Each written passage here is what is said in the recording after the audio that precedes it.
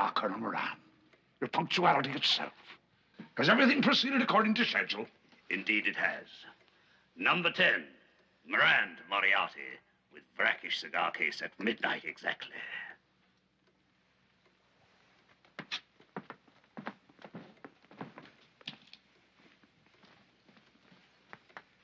Perfect? With one exception. A trifling one, perhaps. But I simply do not happen to be Colonel Moran. Sherlock Holmes. At your service. I can well imagine the profundity of your disappointment, Professor Moriarty.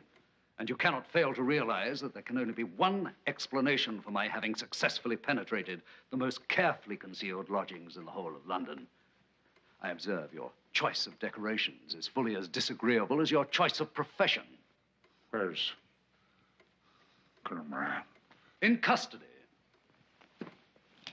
As are Quint, Addlespate, Stryker, and Knickers. In short, Professor, your entire organization here in Britain is now occupying cells in Bow Street Police Station, and the assassination of Lord Brackish has failed. Damn and blast you for the meddler that you are, sir. With your West End ways, talking down your upper-class nose and only happy when you're dressing up as someone else as though life for some schoolboy lark. Blast you, Holmes. Blast you. I suggest you attempt to get hold of yourself. Your rage is beginning to affect your speech.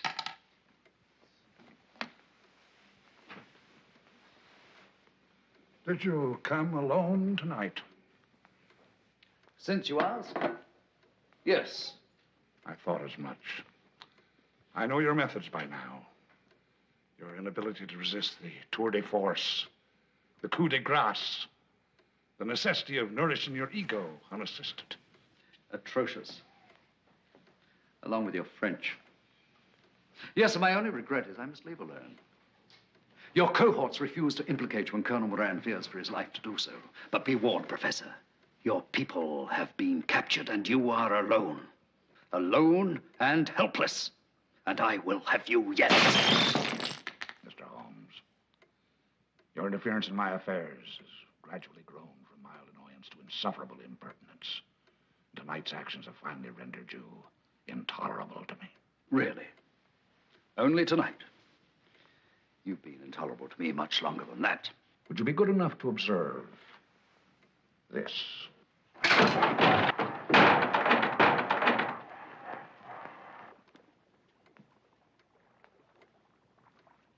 And this.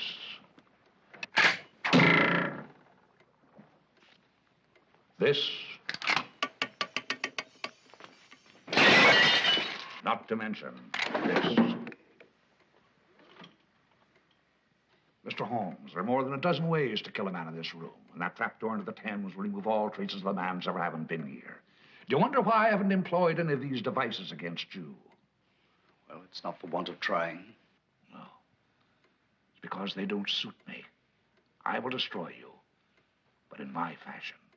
Will you? Yes. I'm going to crush you so that your humiliation and downfall will be witnessed by the entire world. How fascinating. And just how do you propose to do that? The crime of the century, the past century, and all the centuries to come is in preparation. It will go forward as planned, despite the temporary setback your interference has caused me. It will go forward. It will take place. And, Mr. Holmes, it will take place before your very eyes, and you'll be powerless to prevent it. The world will gape at its immensity. And when the world discovers it occurred within arm's length of the incomparable Sherlock Holmes, the world will sneer, the world will ridicule, the world will hound you into oblivion. And that is why I haven't employed any of the means at my disposal in this room. I have other plans for you, Mr. Sherlock Holmes. Have you? I, on the other hand, have the same plan I've always had for you. To see you swing at the end of a hangman's rope. And I have no doubt that mine will be the plan that prevails. It's a pity about the chandelier. It was the only item in the room that showed the merest modicum of style. Don't disturb yourself. I'll show myself out.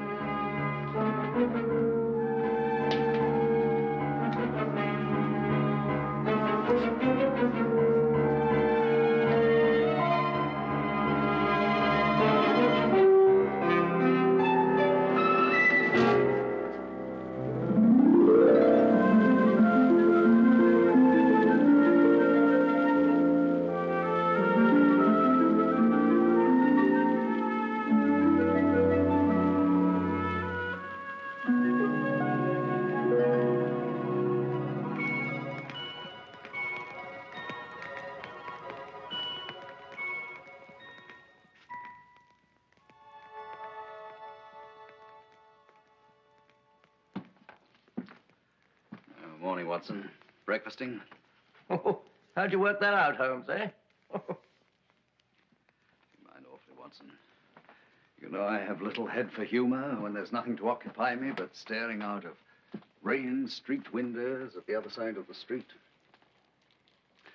It has been 3 days since I broke the back of Moriarty's organization, and there has not been a single letter or caller worthy of my attention. As my official biographer, Watson, you've precious little with which to occupy yourself these days.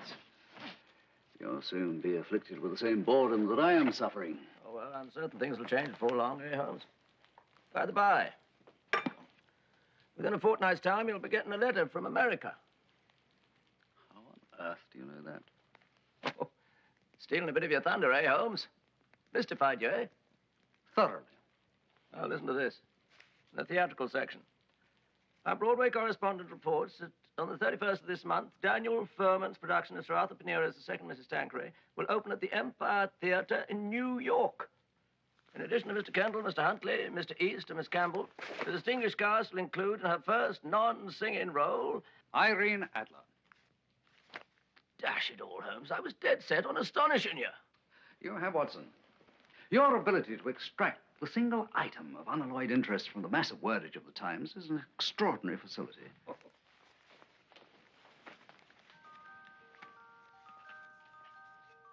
She's never failed to send you first night tickets, eh, Holmes?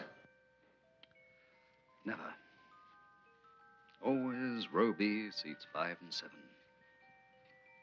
The last 9 seasons.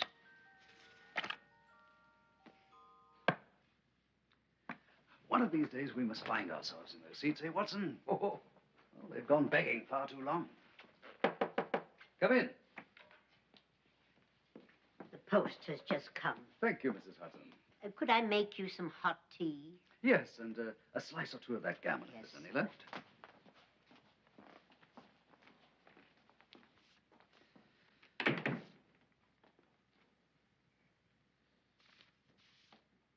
Watson, you must apologize to the transatlantic mails. Your estimate of a fortnight lacks 13 days of proving itself accurate. Row B as usual, eh, Holmes? Seats 5. Holmes, what is it? Well, that's a rummin', eh, Holmes? Whatever did she tear him up for like that? Watson, there's not a moment to lose. We must set out for New York this very day. Engage passage immediately. Yes, yes, at once.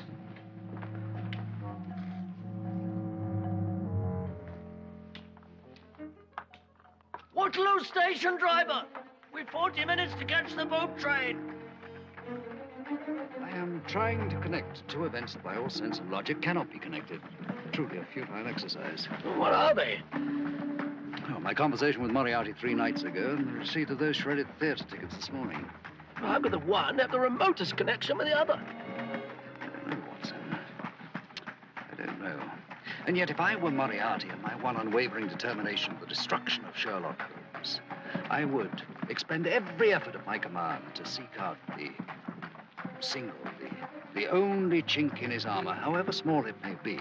And once I had found it, if it exists at all, it is there I should thrust with all the strength and fury I can muster. Chink in your armor? Rubbish. There's no such thing as a chink in your armor.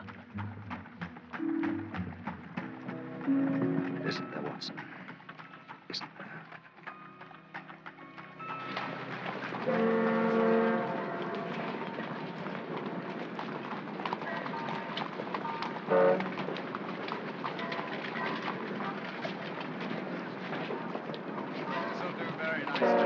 Thank you very much. Handsome! Handsome! I said they're handsome. Handsome as handsome does, mister, and you'll do quite nicely. I say, but did you hear that, Holmes? The young lady, off you go. Off you go. Shoot, shoot. Oh, well. Well, let that be a lesson to you, Watson. They don't have hansom cabs in New York, just cabs. Cab! Over here, my man. See, Watson? Get our cases aboard as quickly as you can, will you? The Empire Theater, and don't spare your steed. Jump in, Watson. Thank you.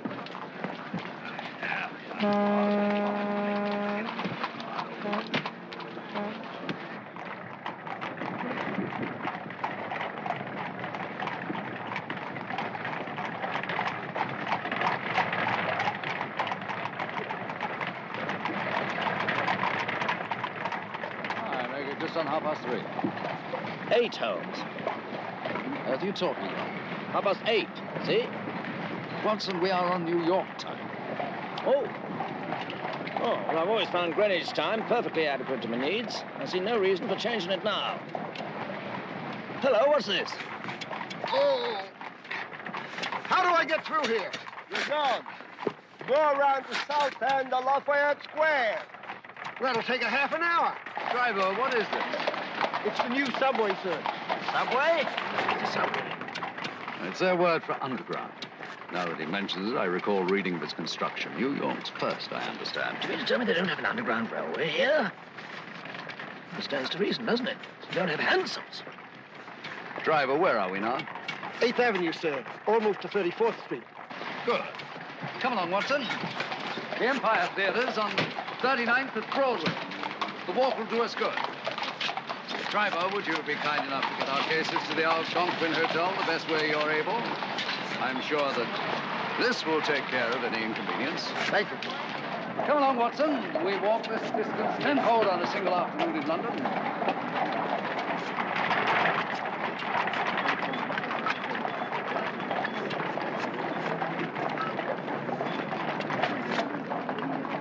Heads up, mister. I say, look here. Think we fought a war to keep these barbarians in the Commonwealth.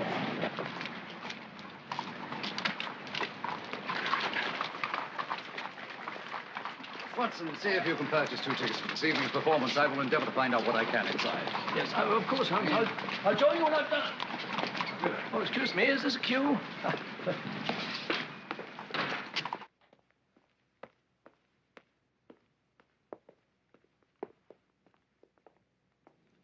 Yes, sir? How do you do? Is Miss Irene Adler in the theater, do you know? Nobody here but me, sir. I must speak with her at once. Do you know where I might find her? No one is to be disturbed until curtain time. Mr. Furman's orders. This is extremely urgent. So are Mr. Furman's orders. Do you know her address? Look, I just finished telling you that... Yes, quite. Look here, my good man. When did you last see Miss Adler? This morning at line rehearsal. Was she all right? Letter perfect. Was she? I cannot tell you how relieved I am to learn that. Wonder if I might prevail upon you for a further service. Would you be so kind as to give Miss Adler my card directly she gets to the theater? Tell her I'm at the Algonquin Hotel and must speak with her as soon as possible. I think I can arrange that for you, Mr. Sherlock Holmes. You will have earned my undying gratitude. Good afternoon. Good afternoon, sir.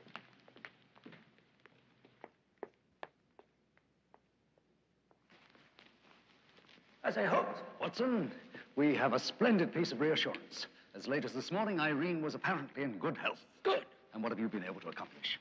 That's a rum go, Holmes. Deucedly rum go. See those? Last 2 in the house. The fellow in the window says. Row B.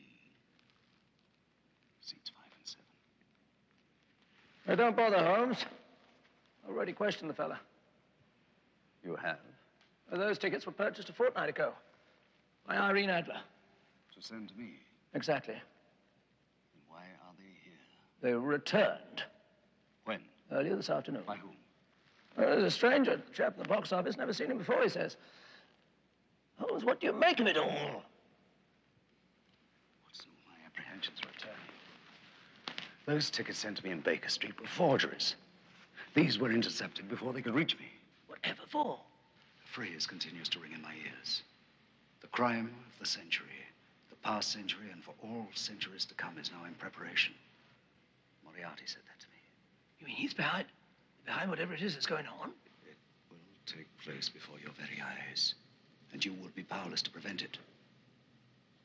Watson, there is devilry afoot. I feel it in my very marrow.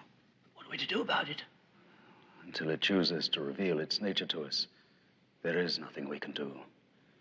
Except dress, dine, and attend this theater tonight.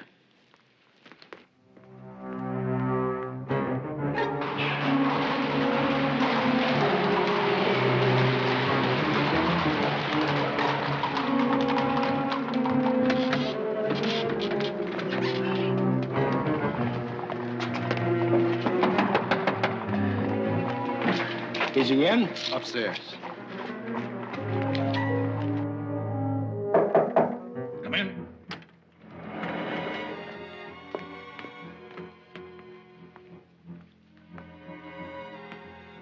You got something for me, Zimmer? He's here.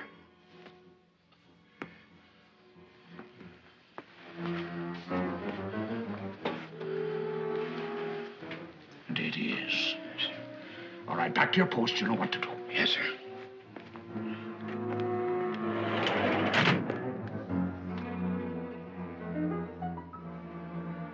Act one. The cast is assembled. The play begins.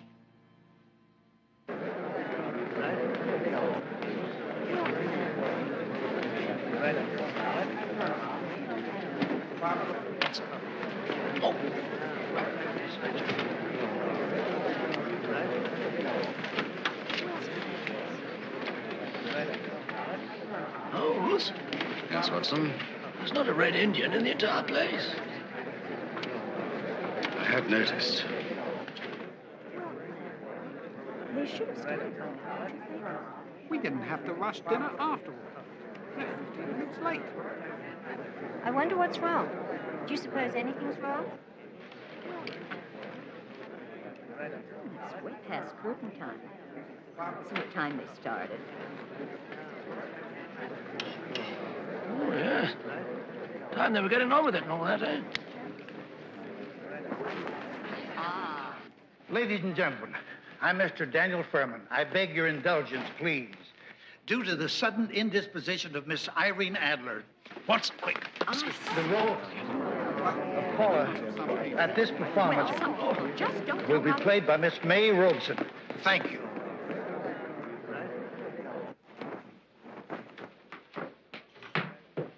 I demand to be taken to Miss Adler at once. My name is Sherlock Holmes. Oh, Mr. Holmes, thank heavens you're here.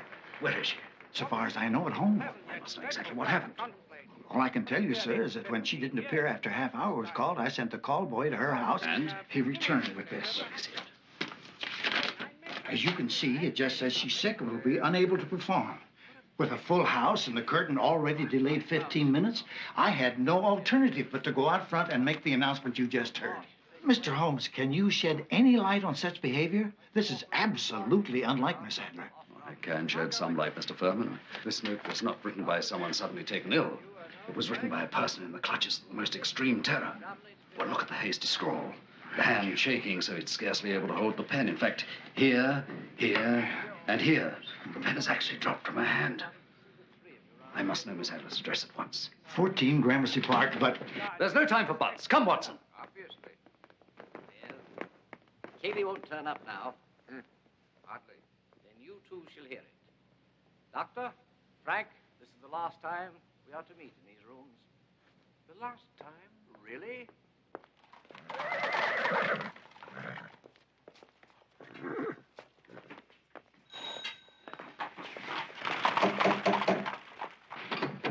Good evening. I must speak to your mistress at once. I'm sorry, sir. Miss Adler is not at home. To Sherlock Holmes.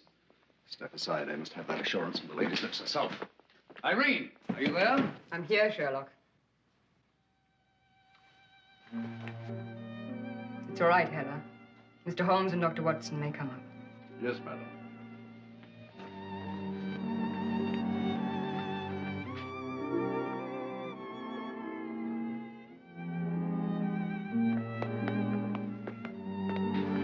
Here. May I ring for some refreshments, some coffee, brandy? Would you care to sit down? Sherlock, you're looking quite well. You've hardly changed in the years since we've met. And Dr. Watson, are you quite well also? Thank you, dear lady. Irene, we were at the theater tonight. Did the performance go on? With your understudy. The audience was naturally disappointed at the substitution. Miss Robeson is a very promising, fine young performer. What is the indisposition of which you're suffering? A trifling matter. I should be Irene, why did you not go to the theater tonight? Did Mr. Furman not explain I the insist I be spared this masquerade. It demeans a friendship of almost 10 years' standing. Irene, it is time for the truth. What is it that holds you in this grip of almost unbearable terror? What is the message you are awaiting? And why are you prepared to remain up the entire night and not leave this house until you receive it? I should have remembered. One cannot pretend in front of Mr. Sherlock Holmes. Holmes, what do you mean by a message about staying up all night, about not leaving the house? Simplicity itself, Watson. Irene has cancelled the most important night of her career. And look at the fire. Made up to last until morning. And that curtain. See, it hangs untidily.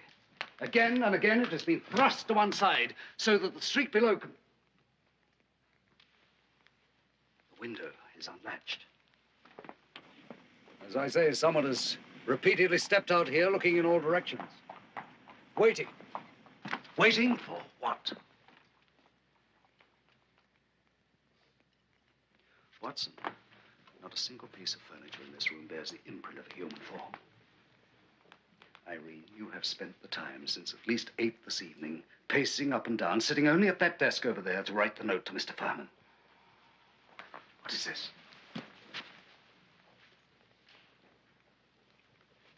Who is this child? His name is Scott. He's my son.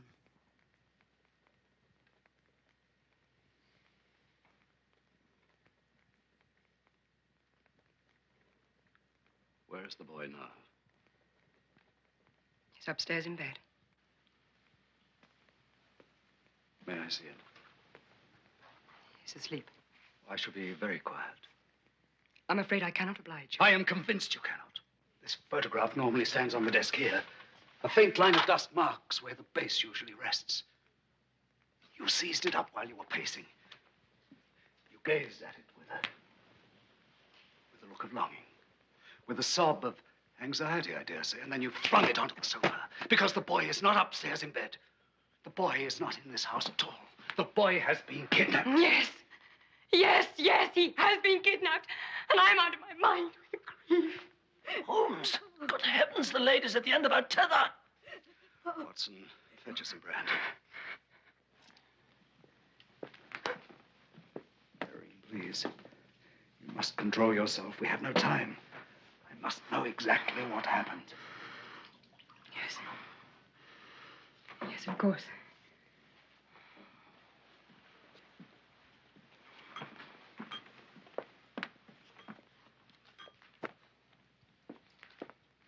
I will have a drop of brandy. Thank you, Watson. Of course, dear lady. Yes, madam.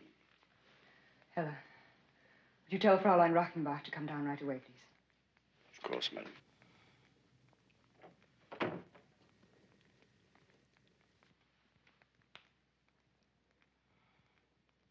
Ich bin zur Schule gegangen, den Jungen abzuholen. English, Fräulein. Ja, natürlich, bitte. I had gone to meet the young boy at school, and we were walking home, which we used to do each day. It is this afternoon you're referring to, Fräulein? Yeah. Well, please describe to us. Yeah. 3 blocks from here, maybe 4. Yeah, 4. A carriage drew beside us and stopped. A man was on top driving the horse. It was a closed carriage, and all the shades were down. Suddenly, a man leaped from the inside. Yes, go on. He seized and kicked me. Good heavens, the brute. Watson, please. He seized and kicked you. Yeah, first by the hair like this, and then with his foot like this in the chin. I expect she means the shin. Thank you, Watson. What happened then? He threw me into the gutter. God in Himmel, was he strong, so strong. He laid his hands on the boy and dragged him into the carriage, and off they raced. Irene, when you learned of this, did you inform the police? I was on the point of doing so when... When what? When this telegram arrived. What telegram? About to show you, Sherlock. Try not to be so impatient. I ask your pardon. When a problem absorbs me, I tend to neglect formalities. The problem absorbs me also. Do nothing, stop. Tell no one, stop. Further instructions will be forthcoming, stop. Disobey these orders, and you will face the direst consequences. Oh, dear lady. Sit down. Holmes? Irene. Forgive me. I thought I was stronger. So there it is, Sherlock. I have been waiting for those further instructions since 4 o'clock this afternoon. And it is now nearly 9:30. What has happened to my son? Oh, the message.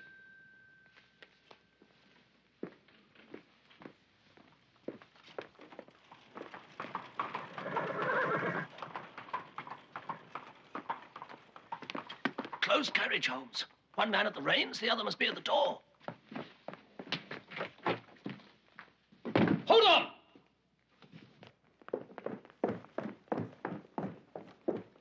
Go! Wait!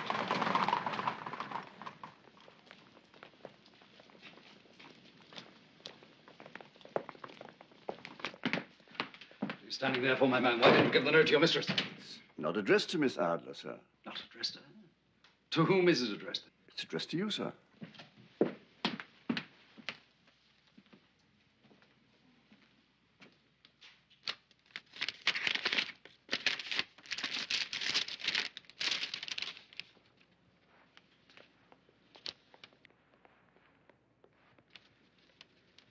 Better read this to you. The life of Scott Adler depends upon one thing alone, Mr. Sherlock Holmes. Your refusal to cooperate with the police. You will refuse, and you will give no reason for your refusal. Or the boy will die. Read.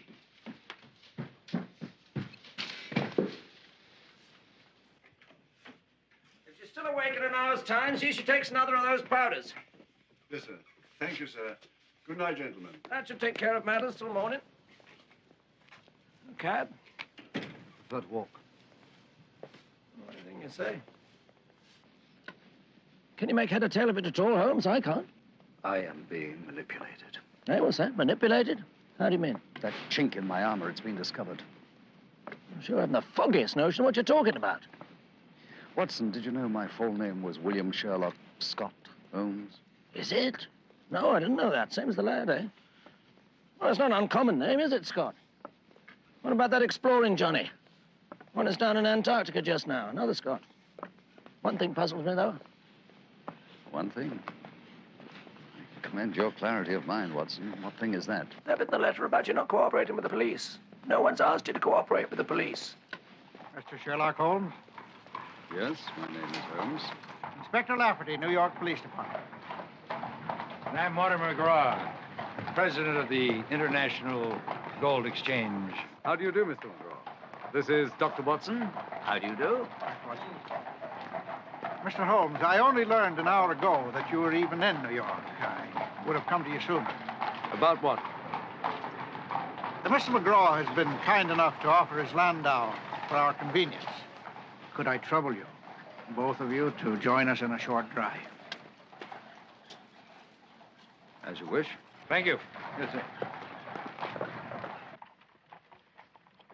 Gentlemen, it is almost 11 at night. Well, more likely, yes. Mr. Holmes, have you ever heard of the International Gold Exchange? No. Gold is a very attractive metal to thieves, as you well know. It is also the major medium of exchange between nations of the civilized world. Quite. Shipments of large quantities of gold from one country to another is not only arduous but dangerous. Because of that, the International Gold Exchange was established. May I describe it to you? Please do. Deep beneath the basement of the Bowery National Bank here in Manhattan, cut into the bedrock of the island, are a number of vaults. Each vault considered the property of the sovereign nation whose name appears above its steel doors. I think I understand the object of your exchange, Mr. McGraw. When gold is to be transferred from one country, Russia, let us say, to another, Great Britain, instead of making the long and hazardous journey from Moscow to London, the required amount of bullion is merely removed from one vault and placed into another near it. Exactly. Now 6 trusted employees of the exchange do the work that used to require 600 nationals of the countries involved. And the risk of theft has been reduced to virtually nothing. Most ingenious. I congratulate you, sir. I only have one question.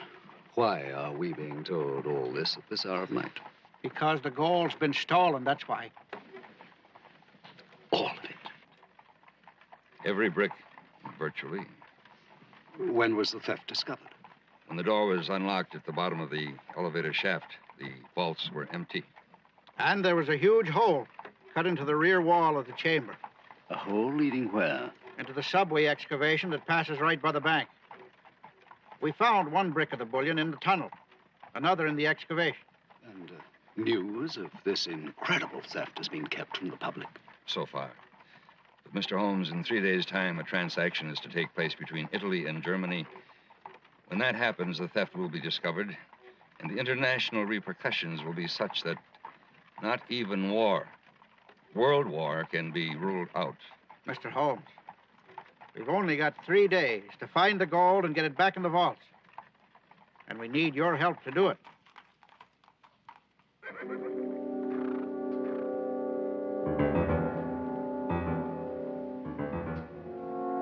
The life of Scott Adler depends upon one thing alone, Mr. Sherlock Holmes. Your refusal to cooperate with the police. You will refuse, and you will give no reason for your refusal, or the boy will die. Gentlemen, I am sorry I cannot assist you in this matter. You what? I can be of no service to you in any way whatsoever. We've been talking to Sherlock Holmes. You have. Now, gentlemen, you must permit me to bid you a good night. Come along, Watson. Wait a minute. You can't turn us down like this. We've come to you because of your worldwide reputation. Mr. McGraw has explained to you the seriousness of the situation. Inspector, I have nothing further to say on the matter. Well, I have something further to say to you. Inspector. When the crime's found out, and it's learned it could lead to a world war, and Sherlock Holmes knew about it and didn't lift one finger to assist the police, what's the world going to think of the great Sherlock Holmes then? Drive on. Good night, Inspector. Hey, Mr. McGraw! The scoundrel, how dare he? Now do you understand what I meant when I spoke of being manipulated? Now do you fully appreciate the art, the genius of this Napoleon of crime? What Napoleon are you talking about? He knew those mutilated tickets would bring me to New York. He knew I would be at the theater tonight, and the announcement of Irene's indisposition would make me rush to her home so that he could deliver that note to me. He knew that Inspector Lafferty would be waiting here for me at the hotel, and that he would enlist my aid in recovering the gold. And because, as Scott Adler, I would be forced to refuse him. Every single thing Moriarty promised me that night in London has come true. The crime of the century has been committed, and I am helpless to do anything about it. Moriarty made off with that gold? And with Scott Adler, too, I'm convinced. So what the deuce can he do with all that bullion? You heard what McGraw said. He can bring every nation to the brink of a world war. What good's a world war to him? The prevention of it. With mankind trembling upon the brink of unimaginable devastation. Professor Moriarty will come forward and reveal that the gold is in his possession. The bankrupt nation's in his power. Moriarty, ruler of the world. The crime of all centuries to come. Indeed it is, Watson. Indeed it is. The life of Scott Adler depends upon one thing alone, Mr. Sherlock Holmes. Your refusal to cooperate with the police. I am powerless to circumvent it.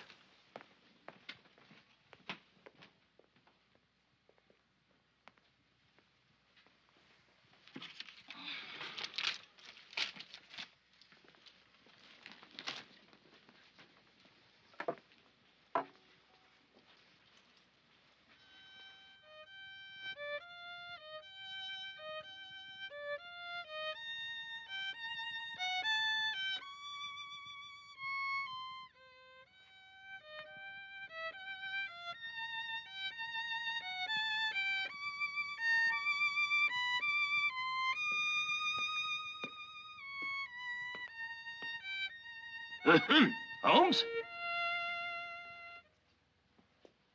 Yes? Forgive me saying so, Holmes, but if you're prepared to stand there and fiddle while the world goes up in smoke, well, then your precious Professor Moriarty deserves to sit on his mountain of gold and tell the rest of us to jump.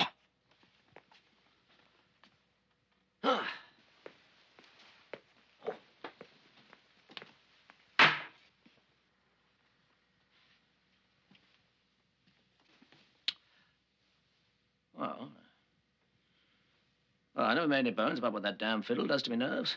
It's quite all right, Watson. Please, don't apologize. I see. What is it, Holmes? That man down there is watching this room. I saw him twice this evening, marching up and down with his signboards. Is he, Joe? I wonder what he's up to. I can tell you that, Watson. He is wondering what we are up to. Dear friend, I hear your profound debt of gratitude. Oh, come now, Holmes. But I do. If you had not reprimanded me just now as you did, I would have gone on doing exactly what you accused me of doing. Fiddling while the world burned, and Moriarty would indeed have won the day. But you broke the spell, my friend. Watson, why are we being watched? Ask yourself that question. There's no need to. You just did. And I'll answer it. If Moriarty's plan is so perfect, if I am supposed to be helpless, destroyed, unable to fight him, then why is it necessary to have me watched? That's not an answer, Holmes. It's another question. And the answer is because the plan is not perfect. It has one single flaw in it. And that man down there has to be there so that Moriarty will know at once if I discover that flaw. Well, have you? Yes. But he is not going to know that. Watson, what is it that prevents my assisting the police? Well, the boy's safety, of course. Of course. So long as Scott Adler remains Moriarty's captive, then my hands are tied. His life hangs upon my inactivity. But what if the lad were to be snatched from Moriarty's claws and set free? By whom? By us, and in such a way that Moriarty still believes him prisoner. If that can be achieved, then the manacles fall from my wrists and I'm free to turn my attention to the theft of the gold. Well, easier said than done, I'd say. Yes, Watson. I believe that is just what you have said. Oh, thank you.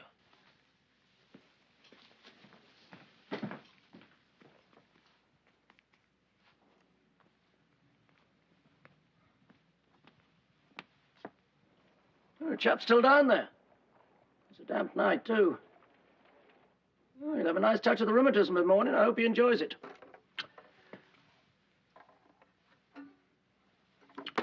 Oh, you're not going to start up on that wretched fiddle again, are you? Oh, we're in for one of those sessions, are we? Precisely. Let me detain you, Watson. I expect this will be a four-pipe problem at the very least. Yeah. Well, take care you don't set the upholstery afire the way you did that night at Aspet de la Souche. Night, Holmes. Well, night, Watson. Sleep well.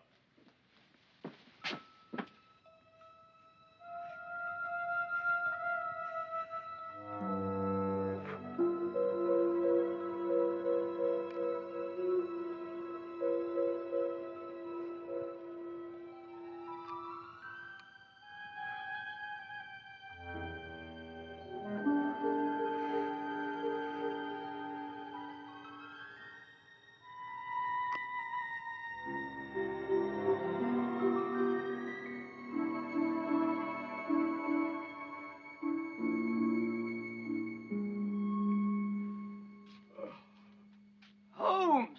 It's 12:30 in the afternoon. 7:30 in the morning, Watson. What's that? Oh, watch must have... Oh, cheeky beggars, I must say, making up their own time. Surprised no one's called the fire brigade. Oh, that chap's been replaced. This one's wearing stripes instead of checks. Well, Holmes, what do you come up with? 2 points of exceeding interest, Watson, about which I shall be delighted to tell you whilst we're dressing. Scott Adler's abductor was a woman. That's impossible. Well, the conclusion is inescapable, Watson. How did Fraulein Reichenbach's assailant begin the attack? Grabbed her by the hair. The instinctive target of a woman when she finds herself in combat with another of her gender. What did she do then? Kicked her. In the shins, another instinctive form of female attack. I must say, Holmes, none of the ladies with whom I've been associated have I ever... never mentioned ladies, Watson. I said a woman. And one of sufficient strength that she was able to fling the Fraulein to the ground, seize young Scott Adler. No, Holmes, you're assuming too much. It's all very well to say that a woman struck Fraulein Reichenbach and pummeled her in the manner you described. But that's a far cry from her seizing a 9-year-old boy who's struggling, crying out. Aha! Admirable, my dear Watson. Come in. You have just hit upon the second one. No mention was made by the Fraulein of any struggle or outcry. Excuse me. Right, George, you're right. Nothing. Just leave things. We will serve ourselves. Thank you very much. So, it must be assumed that none was made. I am convinced that the matter was arranged with the lad in advance. What? Scott Adler cooperate with Moriarty in his own kidnapping? Suppose it were put to the lad as a joke of sorts. A joke on who? Surely not his mother. Or perhaps on the Fraulein. But for what reason? And why a woman kidnapper in the first place? Because the lad has to be kept somewhere quietly and inconspicuously, and what better place could there be than a respectable lodging house? And what better guardian than someone who might be taken for his cousin, his aunt, or even his mother? Watson, I have some questions I must put to Irene at once. That sedative you gave her, will it have worn off by now? At 1:15 in the afternoon, of course. Watson. Oh, that's all, Holmes. If an Englishman doesn't maintain his ties with home, what becomes of England? Come along, Watson. Holmes!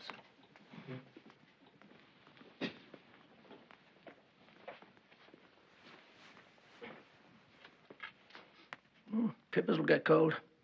Oh, well. Ah. Irene, I must know everything you and Scott did yesterday. Everything. Well, for one thing, we went to the opera. The management sent around complimentary tickets, and Scott is fond of Aida, and he also has a tremendous crush on little Nicole Romaine. Who is this little Nicole Romaine? Why, she's a member of the corps de ballet. Did you hear that, Watson? A dancer. Quick, strong, agile, eh? Is it customary for the Metropolitan Opera to send you tickets? No. No, it isn't really. Then they could have been sent by someone else. Why, I simply never thought about it. Start thinking about it now. And seriously, tell me about Scott and this little Nicole Romaine. He's her pet. Whenever we go backstage after Which a you performance... did on this occasion? Yes. They spoke together, these two? Oh, my, yes. Laughing and whispering in each other's ears. She's hardly more than a child herself. Whispering in each other's ears. Do you hear that, Watson? Hatching the plot right there, I've no doubt. Plot? What plot?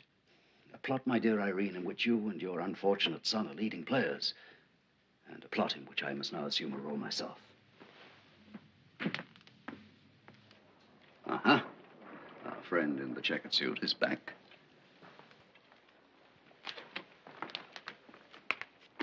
Oh, chap doesn't even have a change of clothes. Bit penurious, this Moriarty fella, huh? Watson, it is vital that I leave this house unobserved. I dare say there's a back way out. The same thought will have occurred to Moriarty. No, you and I must appear to leave this house, thus drawing our friend out there away from here. Irene, I seem to remember on a not too distant occasion your remarkable impersonation of a young man. Do you think you could be equally deceptive in the guise of one not quite so young as that? I am not quite so young as that anymore either, Sherlock.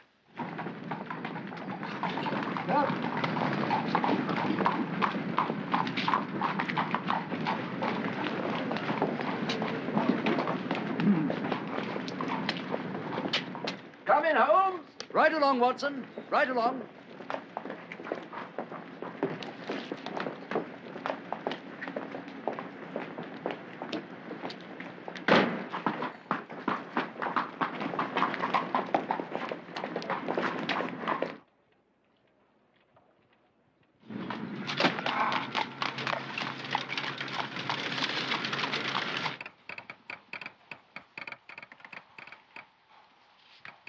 Thank you.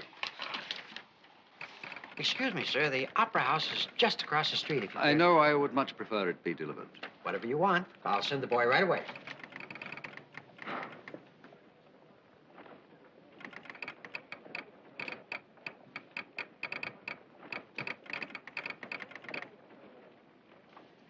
The Twickenham Toffs.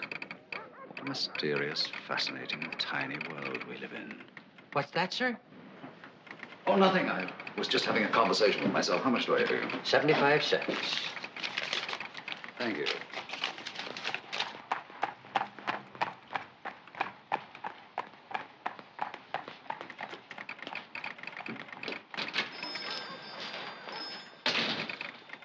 Sorry, mister. The lady's not there.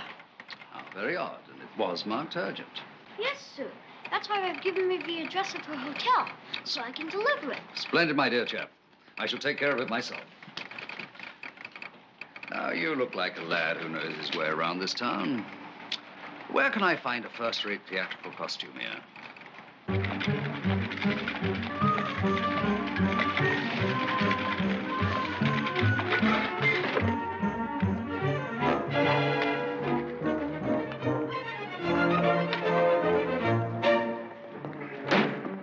Ah, signori Croce, you bring in the bowl, huh? Va bene? And fai molta attenzione. Va molto veloce.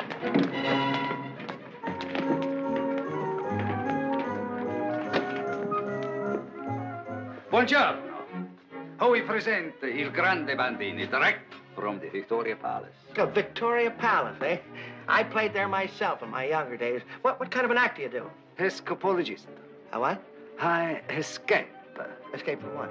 From trunks, from tanks filled with water, from chains, from locked cages. Yeah, but not from your hotel bill, I hope.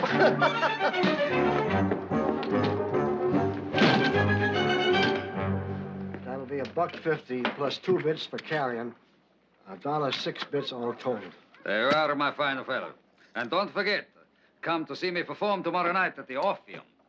So you're playing the Orpheum, huh? Now, who told you about this place, anyway, the Haymarket?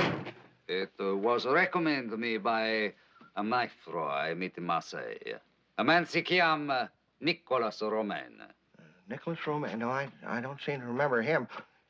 We do have a Miss Romain staying here. She's with her little boy. I'll have to ask her when she comes back, and she may be a relative. Now, let's see about your room. Yeah, I have a nice one on the second floor, number 17. That'll be 50 cents a day with breakfast. Would you care to register? The room, she's clean. The great Bandini does not share his bed with bugs. We have the cleanest place in this town. You can ask anybody that lives here. Ah, Miss Romain. By the way, over there's a gentleman who might be knowing a relative of yours. Buonasera, signorina. Che piacere. I once had the great honor of appearing on the same bill with your most esteemed father. My name is Sherlock Holmes. If you value your life and freedom, you'll invite me to your room at once.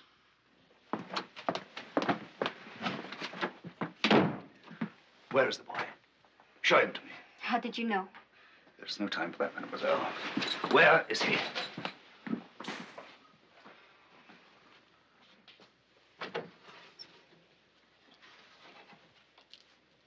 Scott. Scott. Scott. Scott.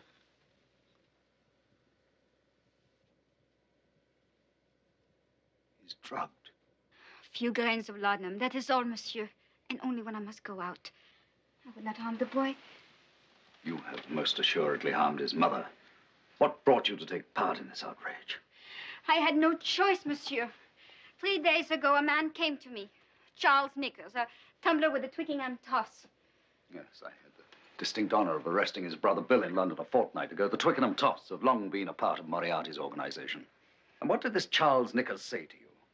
He said that unless I did as I was bidden, my brother Anatole in Paris would be murdered. I see. And what were your orders in addition to persuading young Scott to take part in a prank against his governess? I was to bring him here and then engage a room facing the street. Originally, my room was in the rear. Then I was to call the opera and say I was ill.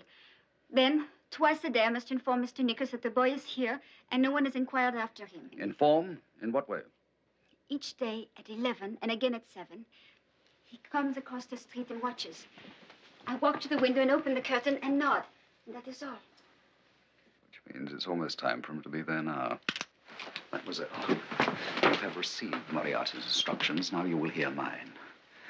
When Charles Nichols arrives, you will give him the proper signal as you've been told to do, and you will continue to do so twice a day until I relieve you of the responsibility. If you do as I say, you will emerge from this dismal matter unharmed, as will your brother. Fail me in any respect, and you will be held accountable for the death of Scott Adler. Dear. Yes, if I were French, I would have said the same thing myself. See, it is there.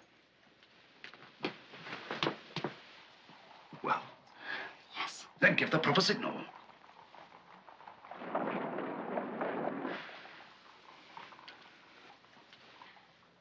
He is gone. Here's my key. I am in room 17. It's 3 doors down from you across the corridor. Go and unlock the door. When the way is clear, give the signal.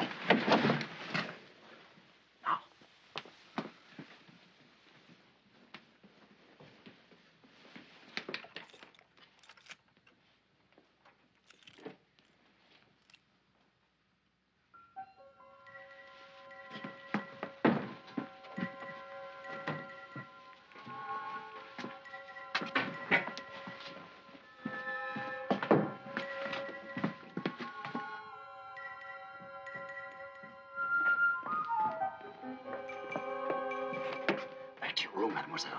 And remember, do exactly as I told you. The boy's life depends on it. Yes, yes, of course. I will obey you utterly. Do.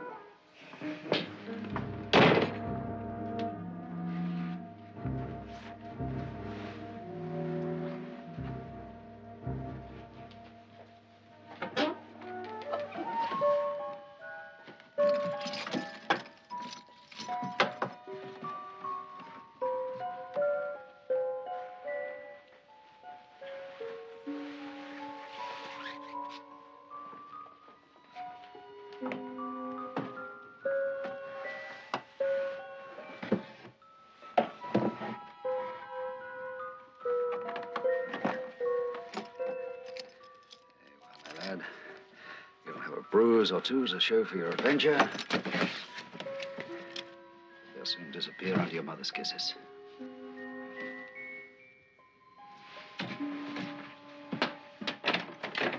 This is not an albergo for a tory. It is a pen for pigs. Prepare my bill at once and send someone up for my luggage. I will not share my room with the bugs.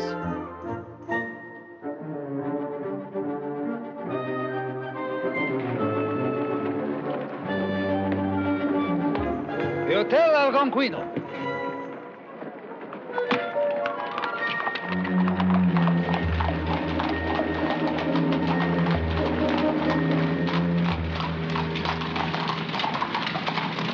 Oh.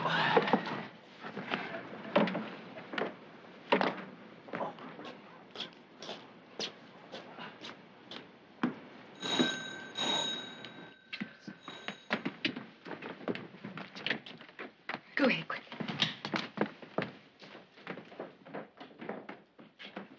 Mr. Holmes and Dr. Watson's luggage from the hotel. Come and give me a hand with it. Good heavens, what's this about? I said I've got Dr. Watson and Mr. Holmes' luggage from the hotel like you ordered. I need some help getting it into the house. Hell, I help the man in with the luggage, please. Yes, madam. What have they brought the luggage here for anyway? I'm sure we'll find out very soon, Watson.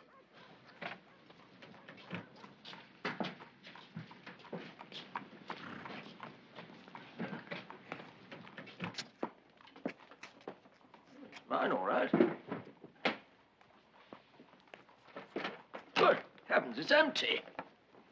Look here, I'm a good man. There's a large trunk on the back of the carriage, Watson. Holmes. As soon as Heller and I have it halfway across the pavement so it's blocking the view of the chap across the street, I want you to get into the carriage as fast as you can. Lie on the floor and under no circumstances allow yourself to be seen. Remember, do exactly as I say. Come on, Heller.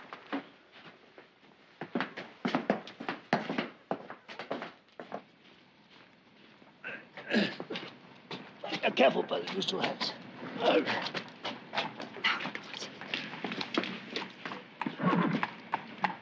Bring your hand down.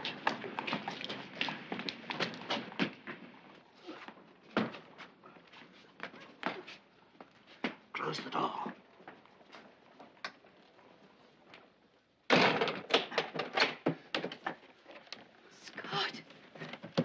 Is he all right? He's as fit as a fiddle. He's just feeling the effects of a sleeping draught. Mama, how do I get here? Where's me go? It's all right, my darling. Irene, there's no time to explain. And under no circumstances must you leave this house or allow the lad to be seen. Until I give the word, matters still remain grave. Of course. Come on, Ella.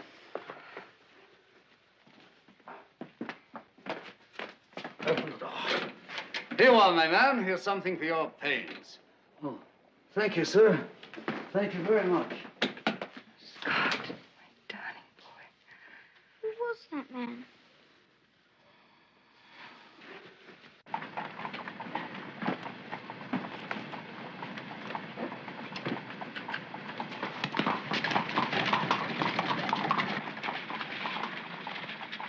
Tell Moriarty, Holmes and Watson have moved into the Adler house.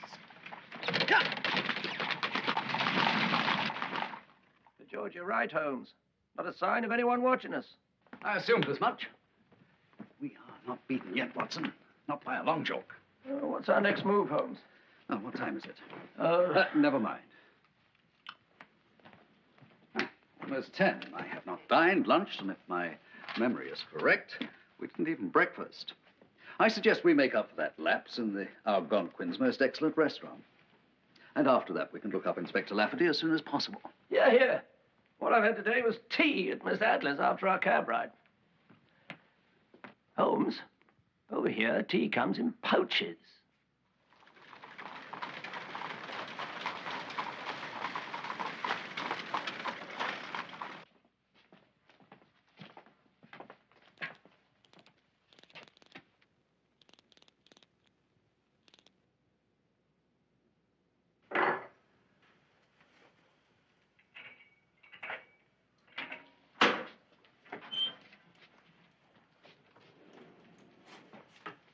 Thank you.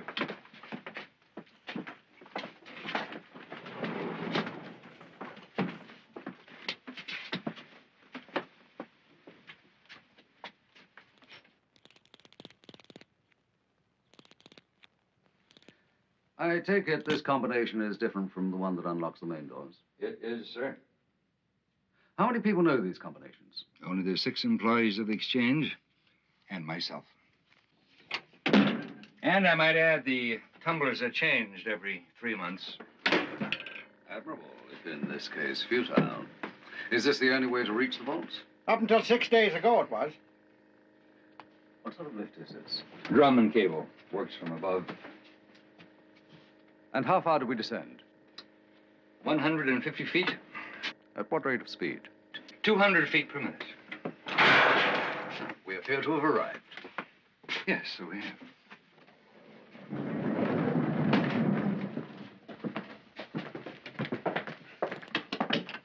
I presume this combination also differs from its fellows and is changed every 90 days as well? Correct, sir. And now, Mr. Holmes, I'm going to ask you to see for yourself what I can only describe as the most dismal sight the world has ever seen.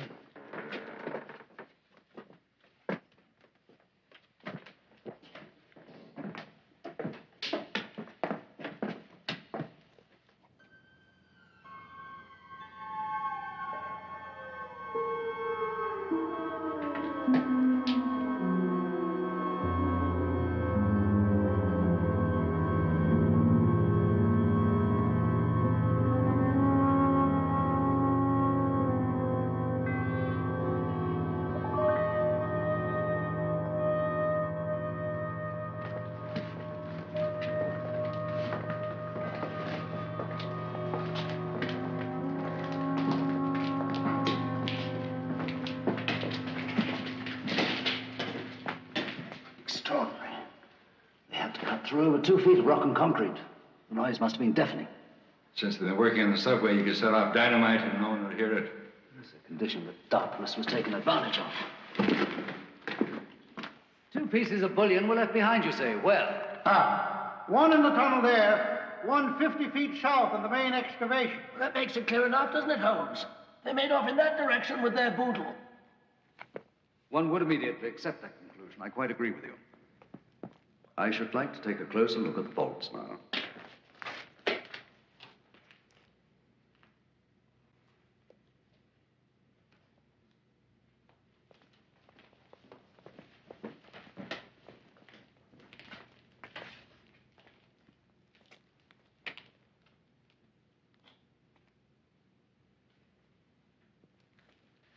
How many pieces of actual gold were stored here? Just prior to the theft, these vaults held 18 million pounds of gold, consisting of 360,000 50-pound blocks, each block valued at $28,000. 360,000 blocks of gold were moved from here and no one noticed it. If we weren't standing here looking at these vaults, I would say it was impossible. Yes, I should say so, too. I should like to return to the lift. Mr. McGraw, this hatchway, does it provide access to the overhead drum cable? Yes, yes. Watson, give me a leg up, will you? Oh, Inspector. There I am.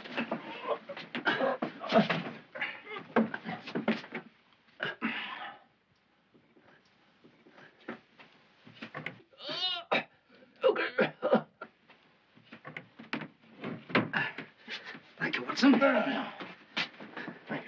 Well, gentlemen, I think I've seen all I need to see.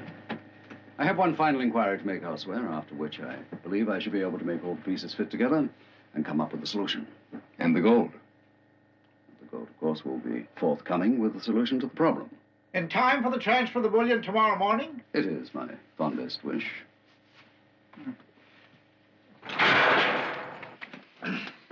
Where are you off to now? To pay a call on Thomas Balancing Company, the firm that designed the underground. I wish to ascertain the depth of the excavation at the point at which it passes under the Bowery National Bank. Cab! And I shall be most astonished, Watson, if we're not told the figure is precisely 150 feet. We wish to go to Thomas Balancing Company. You'll find it at 45th Street and 6th Avenue, I believe.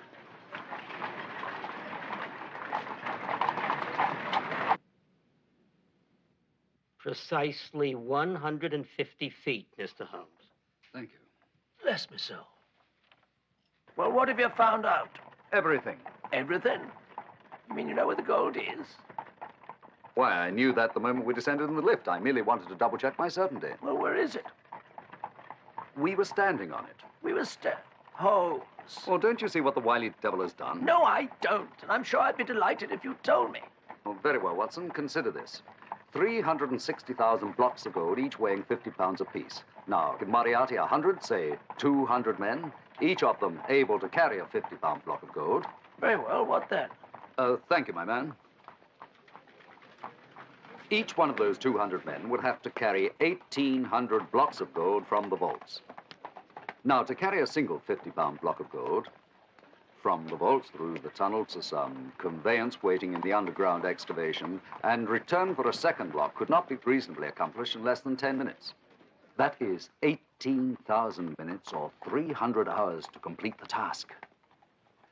That is over 12 days, Watson. And yet the gold was still there 7 days ago. Mr. McGraw's instincts were quite correct. The task appears impossible despite the evidence of those empty vaults. But, Holmes, they were empty. Thank you. Those vaults were. Those vaults? What on earth are you suggesting? When I asked how far down the lift went, I was told 150 feet, meaning the vault is 150 feet below the bank. But the depth of the underground excavation at that point was also 150 feet. Now, when I examined the overhead cable while the lift was presumably at the bottom of the shaft, there still remained 10 feet wrapped around the drum. Mr. McGraw told me the rate of descent was 200 feet per minute, which means it should have taken 45 seconds to reach the bottom of the shaft. It only took 42. Oh, and I'm sure you noticed that the tunnel from the vaults to the underground excavation slanted downwards. Oh, did it? Watson, there is only one inescapable conclusion. The vaults we examined were not the vaults containing the gold, but an exact replica built directly above the actual vaults. It will be discovered, I am confident, that when the floor of the lift is removed, iron bars will have been inserted into the shaft to stop the lift descending the remaining 10 feet into the actual vault, where all of the gold still safely resides. But, Holmes, the vault door, the combination lock, the cages themselves, everything. Duplicated down to the smallest detail. A member of McGraw's staff must have thrown in his luck with Moriarty and provided him with all the necessary information. But that must have taken them months. Yes, and with hundreds of men employed upon the construction of the underground, who would notice a handful of Moriarty's cohorts tunneling for purposes of their own? But, Holmes, you were certain of all this when we were still with Inspector Lafferty. But you said nothing. Why? Watson, still fear for the boy's life. But he's safe at home. Only so long as Moriarty still believes him prisoner. Tomorrow's newspapers hold the key. If the theft is reported, then Moriarty will know that I have obeyed his orders, and it will be safe to release Scott. But on the other hand, if the financial pages carry news of the transaction of the gold, then he will know that I have tricked him. He will hasten to seize Scott from Mademoiselle Romaine, and when he finds that I forestalled him, his rage will be so tiring that he will not rest until he has taken his revenge upon me through Scott. I must know where Moriarty is. Until he is in the custody of the police, I cannot safely reveal the location of the gold. No other course of action is permissible. But how on earth can you expect to manage that? It took you half a year to ferret out the man's lodgings in Limehouse. Watson, I'm not too proud to learn. Why not use his methods in ferreting me out? Holmes, where are you going? Back to that most admirable establishment, Eve's Costume Company. Oh, dressing up again, I take it. I wonder what he's going as this time. Huh?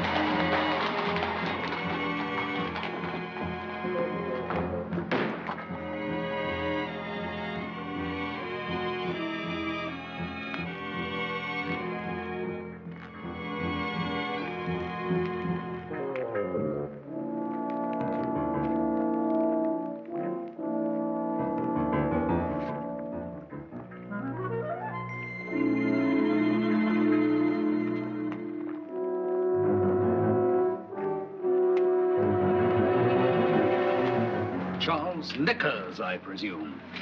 Put your hands in the air. My name is Sherlock Holmes. I dare say you've heard of me. Blimey. Yes, I've often wondered why he hasn't chosen to do just that on many an occasion. Now, unless you wish to go the way of your brother Bill, you'll tell me who is in that building. The professor. And how many others? Speak sharply, man, or you'll swing for it. Holmes. Constable, here is my card. Take this man in charge and get word to Inspector Lafferty at once that the building behind me is to be surrounded and its occupants arrested. Tell him I will provide him with full details directly.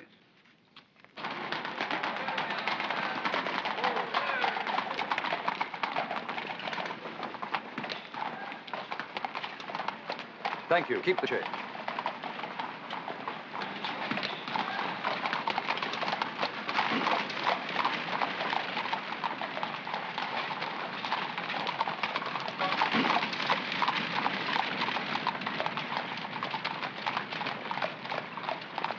I suggest you take these words to heart, my man.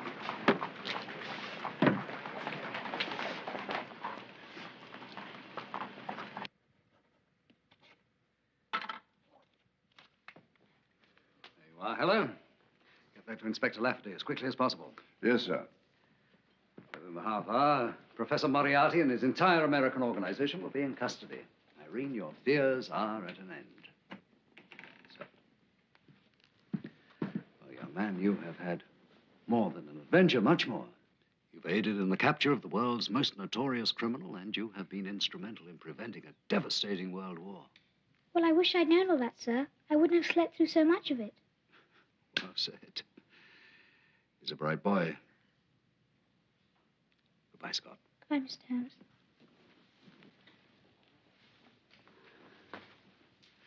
Must be off. Must you leave now? I am anxious to hear of Inspector Lafferty's success. I must get this ridiculous outfit back to the costumier. I shall see you to the door.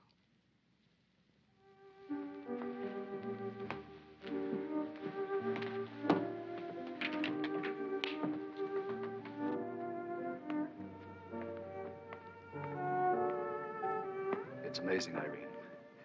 You haven't changed at all since that week in Montenegro. When was it? 1891? What? Not changed in 10 years. Sherlock, how gallant of you, but come now, 10 years. I notice nothing. Sherlock Holmes notices nothing? Why, am I so different then? No, far from it. That was my first thought when you burst in here. My heavens, it's as though it were yesterday. I hadn't known, after that first misadventure from which I managed to extricate you, that you had married again. I have never remarried, Sherlock. I see. You were appearing in Rigoletto. But you were on a walking tour. I remember thinking to myself, what an unlikely place to come across you. Montenegro. You who were always attracted by the bright lights of the metropolis. I remember thinking the same about you. What an unlikely place to find someone who was never at home outside London. Until then.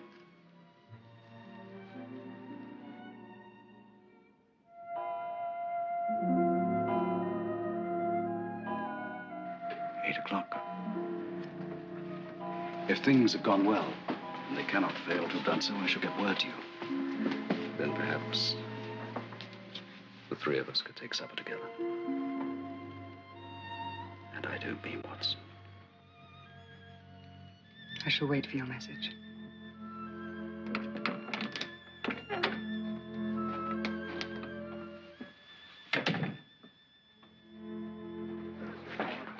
Holmes? Holmes, where have you been? We've been waiting goodness knows how long. For me? What is it, Watson? Inspector, didn't you get my message? I did. That fellow Nickers revealed the name of McGraw's man who cooperated with Moriarty. He's been arrested. The warehouse has been seized, and 15 of Moriarty's men are in jail right now. But not Moriarty. Not Moriarty? Is this true? I'm afraid so. He abandoned his men and slipped through our net. We must get to Irene's house on the instant. Scott Adler is in the most extreme peril. Into this wagon, quickly. 14 Gramercy Park.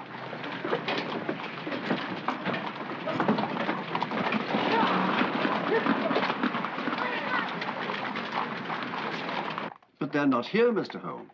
Not here? Where are they? They went to meet you, sir. You sent them that telegram. What telegram? Meet me at the fountain in the park within the hour, Sherlock. I've sent them directly into his hands.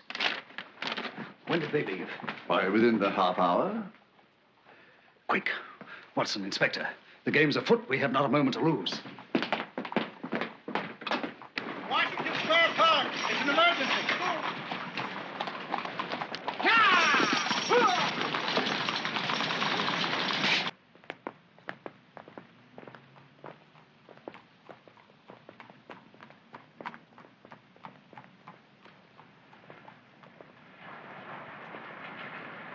There's Mr. Holmes now, Mama.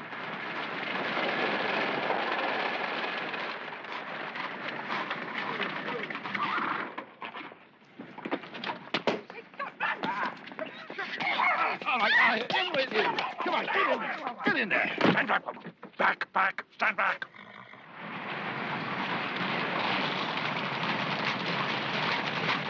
This is it. Say, look, there's Miss Adler.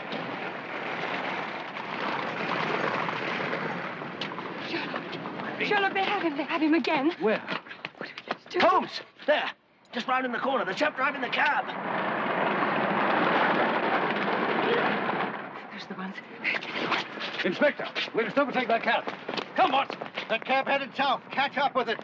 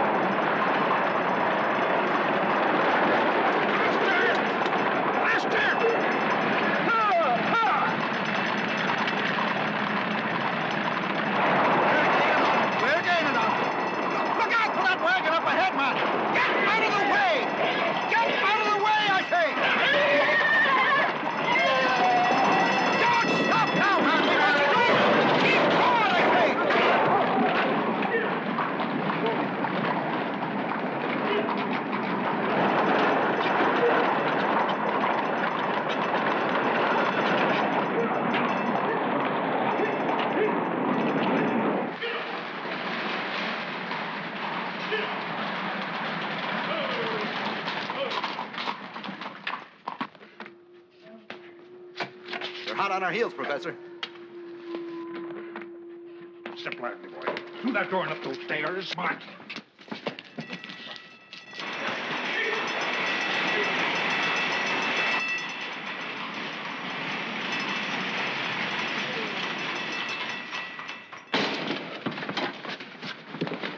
His secret headquarters. They brought him here. Round up a squad as soon as you can.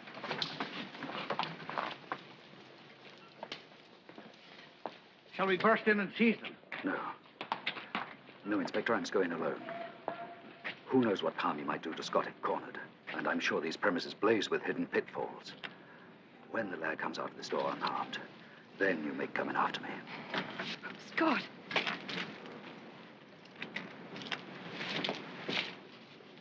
Fear not, Irene. You shall not long be parted.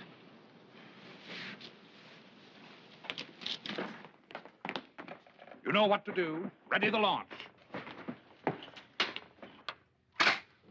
Don't move, boy. It'll be the finish after. We'll join you as soon as I've completed one final bit of business. Mr. Holmes, I thought it might be you. I have no doubt of that at all. Well, a little touch of London, I see. You must really feel at home in this chamber of horrors to duplicate it wherever you go. You may release the boy now. I'm the one you want, and here I stand. Let the lad return to his mother. You're wrong, Mr. Holmes. I've got what I want. I've got the boy. Dare you cross the room to fetch him?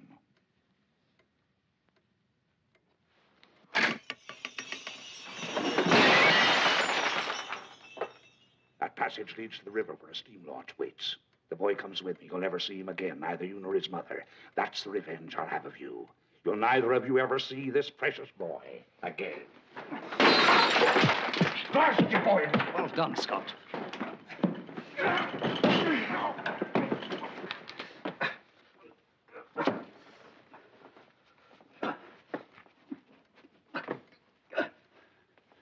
Run, Scott! Run for your life!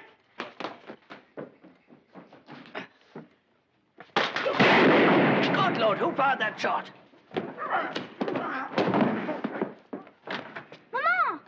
Scott! Scott! Oh, my darling. I'm going in, Inspector. Come on!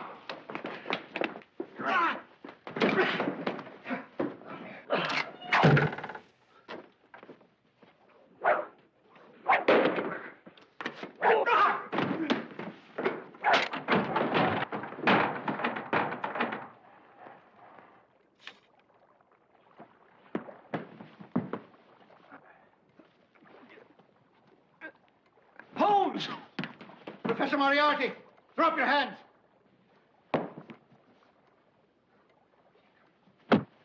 Holmes, good heavens! Come on. Now, gentlemen, help me. I belong to that bloody Thank you, gentlemen. Are you all right, sir? Yes, thank you. Moriarty, good night, Mr. Holmes. Quick, he's getting away. Back up! Back up! Let the victory be yours this time. But there'll be other battles on other battlefields. And victory's such a temporary thing. Isn't it, Mr. Holmes? Good night again. Where in the world would it lead to, Holmes? To the river where he has a steam launch waiting him. I'll have a police vessel in his wake within the hour. No, Inspector. Within half that time, he'll be well beyond the bounds of your jurisdiction. I'm afraid the final encounter between Moriarty and me is yet to come. At any rate, I'm assured of the boy's safety. My dear Watson, I owe you a profound debt of gratitude. That tide would soon have carried me to a certain death. It was a pleasure, Holmes. Don't mention it. Inspector, our quarry may have eluded us, but his evil scheme has been thwarted. What time is the transfer of gold to take place? 11 tomorrow morning. Then let us be there at 10:30. Why, I assure you, Inspector, I am not jesting. And you will not be disappointed.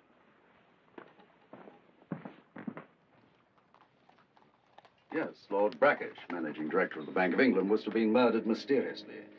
His death, of course, as you can well imagine, would have caused great panic in the world's financial circles. This theft was to have been the culmination of a grand scheme. I was able to foil the assassination attempt of Lord Brackish, and I have been able to forestall the theft of the gold. Mr. Holmes, I certainly hope your confidence is not overexpressed. You may test its validity at your convenience, Mr. McGraw, for we seem to have arrived.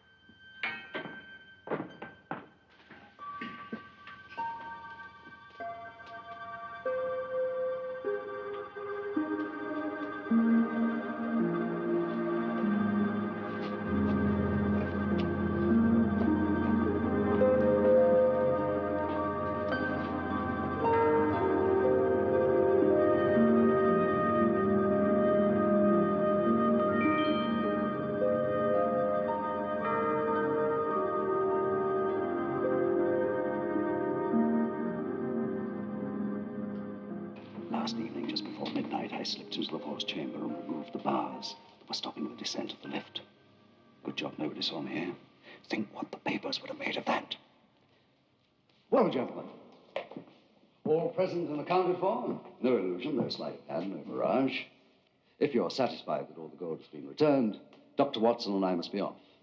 We have a busy day ahead of us. It's our last before returning home. Surely you'll do me the honor of dining with me. Regrettably, Mr. McGraw, we have to decline your kind invitation.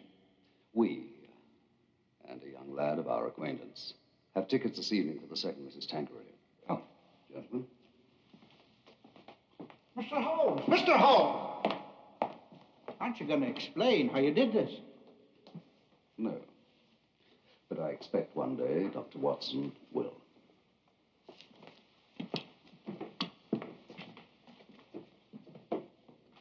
Mr. Holmes!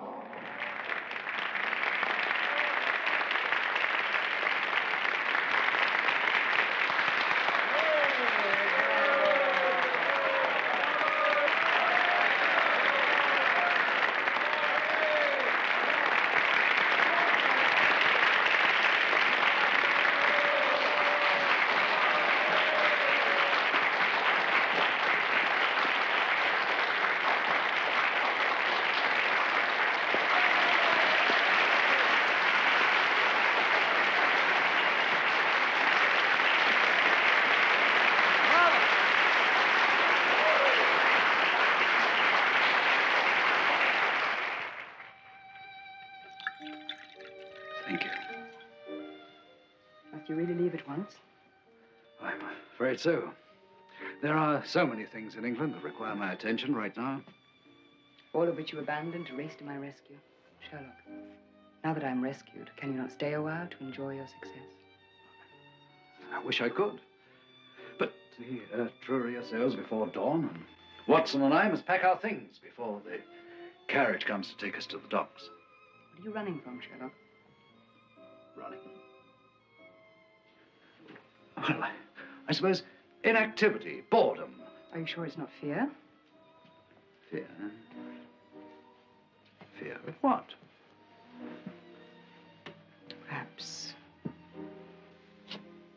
the unknown.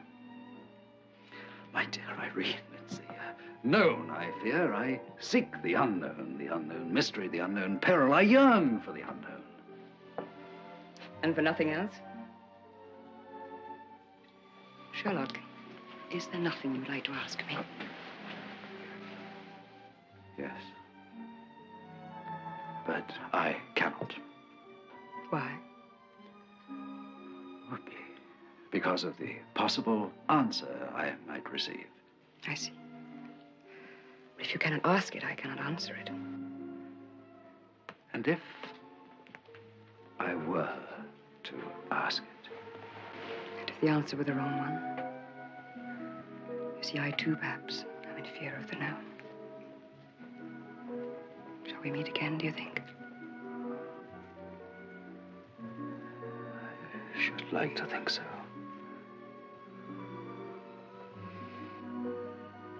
Shall I continue to receive theater tickets? So long as I continue to perform. With a word or two included about the boy, perhaps. I should be most happy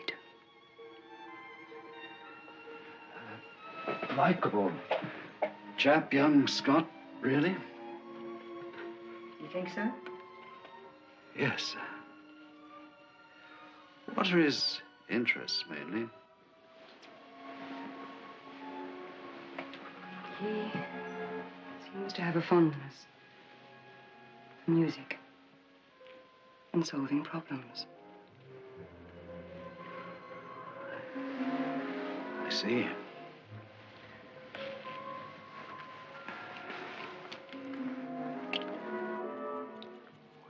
Would you perhaps have another picture of the boy I could have?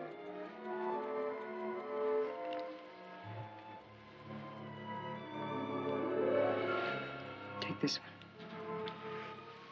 Must be your favorite. It is. I should treasure it. Always.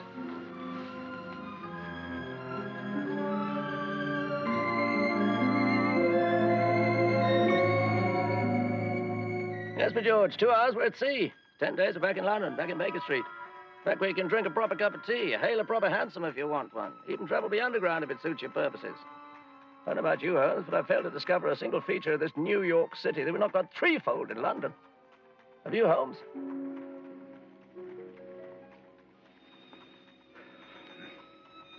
Perhaps not, Watson. Perhaps not.